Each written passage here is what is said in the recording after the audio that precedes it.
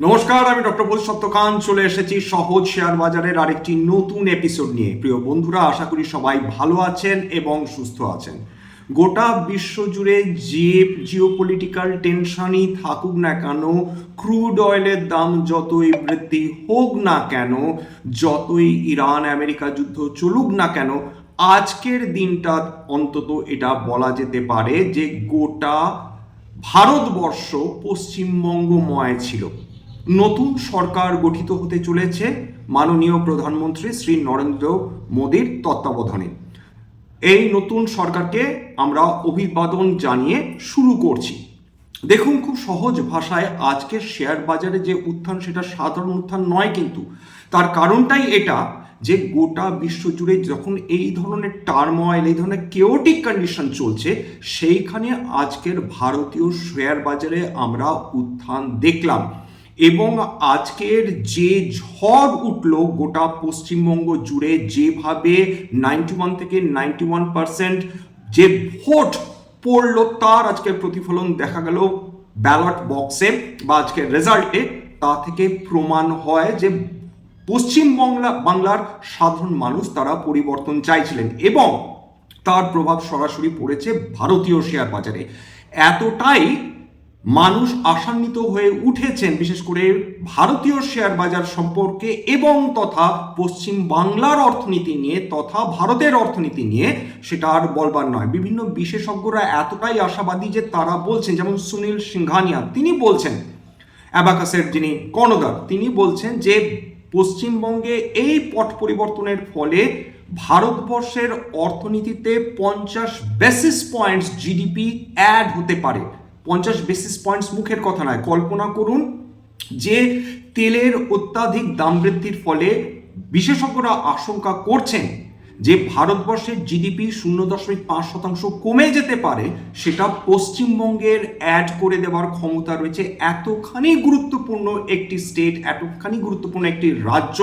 এবং খেয়াল করে দেখুন যে পশ্চিমবঙ্গ খুব সাধারণ একটি প্রদেশ নয়, তার কারণ এর হিউম্যান রিসোর্সেস, তীক্ষ্ণ মেধার মানুষ এখানে বাস করেন, 1 নম্বর। 2 নম্বর এর জলসম্পদ। 3 নম্বর এর খনিজ সম্পদ, কয়লা থেকে শুরু করে লাইমস্টোন থেকে শুরু করে চায়না ক্লে থেকে শুরু করে সমস্ত ধরনের খনিজ সম্পদ আমাদের কাছে রয়েছে। এছাড়া রয়েছে বনজ সম্পদ, অর্থাৎ পশ্চিমবঙ্গ এমন একটি বিরল রাজ্য যেখানে পাহাড় রয়েছে, যেখানে সমুদ্র রয়েছে, যেটা নদীমাতৃক। সুতরাং এই জায়গায় অর্থনীতি যদি উন্নতি না হয়, আর কোন জায়গায় উন্নতি হতে পারে? আরেকটা গুরুত্বপূর্ণ ফ্যাক্টর যেটা পশ্চিমবঙ্গের সাধারণ মানুষের জন্য অবশ্যই সেটা পজিটিভলি অ্যাক্ট করবে, সেটা হচ্ছে এখন কেন্দ্রে যে সরকার রয়েছেন এবং পশ্চিমবঙ্গে যে সরকার আসতে চলেছেন তারা এক। অর্থাৎ কেন্দ্র এবং রাজ্যের সমন্বয়ে একটি রাজ্যের দারুণ উন্নতি হয় অর্থনৈতিকভাবে এবং একটি স্টেবল গভর্নমেন্ট আসতে চলেছে, যেটা আমাদের কাছে আরো বেশি গুরুত্বপূর্ণ। কারণ একটা গুড গভর্নেন্স, একটা রেজিমেন্টেড গভর্নমেন্ট, তারা যে গভর্নেন্স করবে তার ফলে কিন্তু একটি রাজ্যের একটা দারুণ উন্নতি হওয়ার সম্ভাবনা তৈরি হয়। এমনিতেই পশ্চিমবঙ্গ, তাদের কাছে এমন রিসোর্সেস রয়েছে যার ফলে তারা ভারতবর্ষের সেরা যে কয়েকটা রাজ্য রয়েছে অর্থনীতির দিক থেকে, তার মধ্যে অন্যতম সেরা। এইবার কল্পনা করুন যে একদিকে রাজ্য, অন্যদিকে কেন্দ্র, দুটি একইভাবে কাজ করে যাচ্ছে, প্যারালালি পরস্পরকে তারা সমৃদ্ধ করছে। এরকম একটা পরিস্থিতিতে পশ্চিমবঙ্গের অর্থনীতিতে উন্নতি আসতে বাধ্য এবং উন্নতি তখনই আসবে একটি অর্থনীতিতে যখন ম্যানুফ্যাকচারিং হওয়া বেশি আরম্ভ করবে। সার্ভিসেস, আমাদের দেশ নিঃসন্দেহে সার্ভিসেস ওরিয়েন্টেড দেশ, কিন্তু এখন সময় এসেছে গোটা ভারতবর্ষে ভারত সরকারের লক্ষ্য মেক ইন ইন্ডিয়া প্রজেক্টস, এবং তার জন্যে ভারত সরকার লক্ষাধিক কোটি টাকা তারা খরচ করতে রাজি রয়েছেন, বিশেষত ম্যানুফ্যাকচারিং সেক্টরে।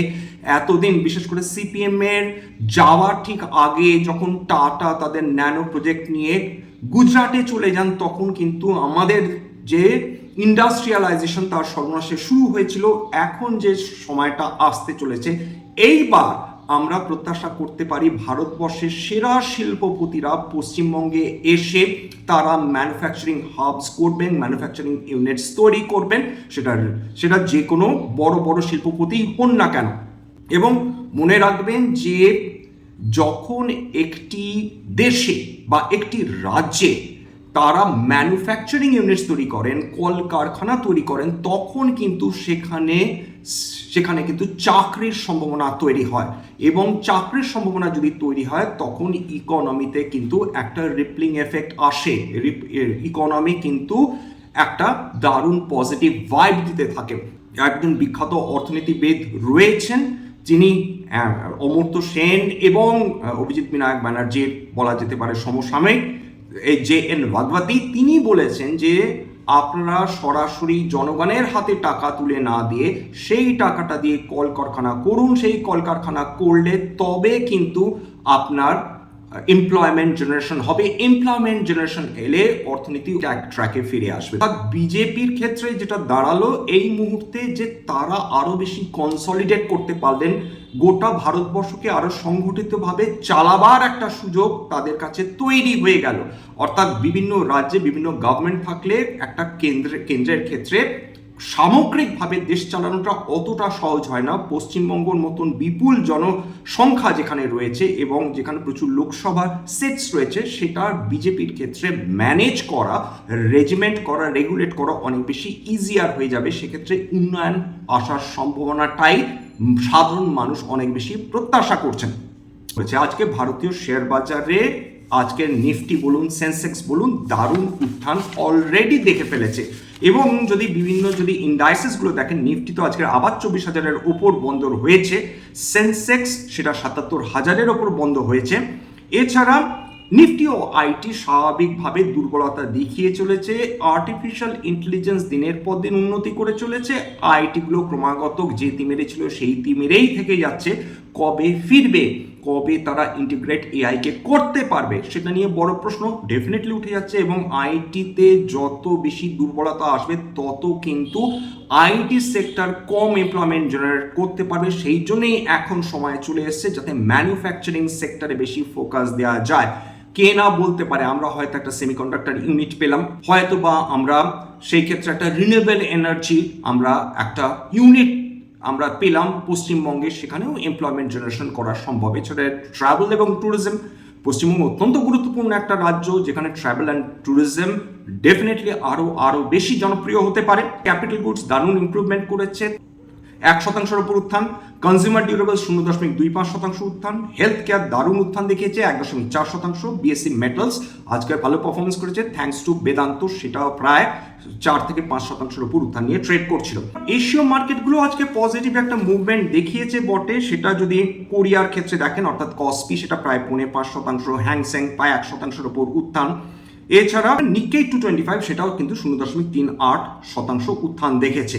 এবার চলে আসি আজকে যে কোম্পানিগুলো তাদের 52 সপ্তাহের উচ্চতা দেখিয়ে ফেলেছে, তার মধ্যে রয়েছে Vijay diagnostics, Bardhaman textile, Sona BLW, Siemens, Schneider infra, আর কেবলস, নেভেলি লিগনাইট, বিগত কালই আলোচনা করেছি 52 সপ্তাহের উচ্চতা, Nestle India, MCX, Laurus Labs, Hitachi Energy, Himadri speciality chemicals, GE shipping প্রভৃতি কোম্পানি।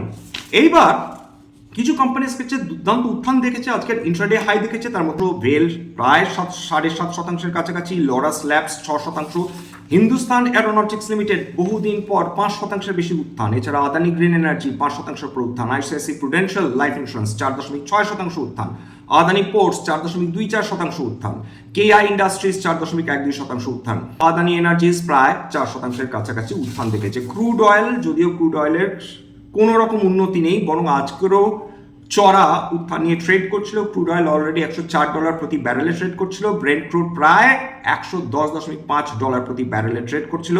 সোনার দাম প্রায় 1.5% কমেছে, রূপোর দাম প্রায় 1% কমেছে। এই মুহূর্তে রিলায়েন্স ইন্ডাস্ট্রিজ বহুদিন পর আজকে একটা ভালো উত্থান দেখলো প্রায় 2%-এর উপর কাছাকাছি উত্থান। রেল খুব ভালো রেজাল্টস করেছে। রেল দেখুন মার্চ 2025-এর কোয়ার্টারে তাদের মাত্র 495 কোটি টাকা প্রফিট ছিল, সেই রেল 157% প্রফিট বৃদ্ধি করে নেট প্রফিট 1274 কোটিতে তাদের মার্চ 2026 কোয়ার্টার শেষ করেছে। আউটস্ট্যান্ড টার্ন অ্যারাউন্ড বলা যেতে পারে। এইটুকুনি আমাদের বাঙালি হিসাবে কাম্য যে আমাদের অর্থনীতি ট্র্যাকে ফিরে আসুক, পশ্চিমবঙ্গের কোনো কিছু রিসোর্সেস হিসাবে কোনো কিছু কম নেই। যেটা দরকার ডিসিপ্লিন, যেটা দরকার রেজিমেন্টেশন, যেটা দরকার অ্যাক্টিভ গভর্নমেন্ট সাপোর্ট, এই মুহূর্তে থেকে আমরা সেটা পেতে শুরু করব বলে আমরা এটা আশা করতে পারি। এবং যে গুণী মানুষজন রয়েছেন, যে কৃতি ছাত্রছাত্রীরা রয়েছেন, তারাও কিন্তু তাদের ক্ষমতা অনুযায়ী, তাদের মেধা অনুযায়ী পশ্চিমবঙ্গতেই হয়তো নতুন নতুন চাকরি, ভালো মানের চাকরি তারা প্রত্যাশা করতে পারবেন। শেষ করছি স্ট্যান্ডার্ড ডিসক্লোজার, যে কোম্পানিজগুলো নিয়ে আলোচনা করলাম, হতে পারে তার মধ্যে কয়েকটা কোম্পানিতে আমার বা আমার পরিবারের বিনিয়োগ থাকলেও থাকতে পারে। ভবিষ্যতে যদি নতুন করে কিনি বা বিনিয়োগ করি, আগাম বিজ্ঞপ্তি দিয়ে কিনতে বা বিক্রি করতে পারবো না। স্ট্যান্ডার্ড ডিসক্লেমার, এটা কেবল একটি এডুকেশনাল চ্যানেল। বাঙালি বিনিয়োগকারীদের ইনভেস্টার অ্যাওয়ারনেস বৃদ্ধির জন্য এখানে কোনো ধরনের কোনো শেয়ারের buy sell, recommendation, suggestion, advice এমনকি ইনফ্লুয়েন্স করার প্রচেষ্টা নেই। আমার কথা শুনে যদি কোনো শেয়ার বা কোনো অ্যাসেটে বাই সেল সিদ্ধান্ত নেন, ক্ষতির মুখোমুখি হতে পারেন। সুতরাং সবসময় একজন সেবি রেজিস্টার্ড ইনভেস্টমেন্ট অ্যাডভাইসারের পরামর্শ নেওয়ার চেষ্টা করবেন বা নিজের ডিউ ডিলিজেন্স করবেন, সেক্ষেত্রে আপনারা উপকৃত হলেও হতে পারেন। আজকের জন্য নমস্কার। সবশেষে যেটা বলি, যদি এই ধরনের এপিসোড আপনাদের ভালো লাগে, প্লিজ একটা লাইক দেবেন, প্লিজ সাবস্ক্রাইব করবেন, এবং যদি সত্যি মনে হয় আমার বাঙালি ভাই বোনদের জীবনে একটুখানি ভ্যালি আউট করতে পেরেছি, প্লিজ নিজের গ্রুপে শেয়ার করে দেওয়ার চেষ্টা করবেন। আজকের জন্য নমস্কার।